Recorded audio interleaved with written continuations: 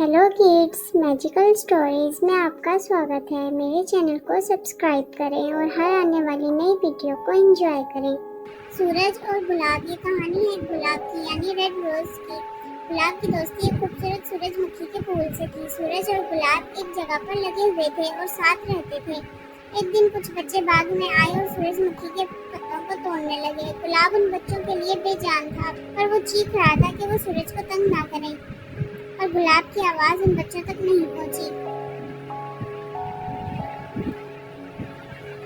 और सूरज बहुत बुरी तरह से जख्मी हो गया। ये देखकर गुलाब भी रोने लगा और वो बच्चे सूरज के पत्तों को तोड़कर चले गए थे और सूरज अपने दर्द को छुपाता रहा। गुलाब को उन बच्चों पर बहुत गुस्सा था। उसने सोच लिया था कि वो उन बच्चों से बदला जरूर लेगा। सूरज की तकलीफ देखकर गुलाब इंतहाई गुस्से में था। उसने उन बच्चों के घर जाकर उनसे बदला लेने का सोचा और गुलाब रात होते ही उन बच्चों के घर पहुंच गया। गुलाब ने अपने कांटों से उन बच्चों को जख्मी कर दिया और फिर ये उन्हें याद करवाया कि उन्होंने सूरज को ऐसे ही जख्मी किया है।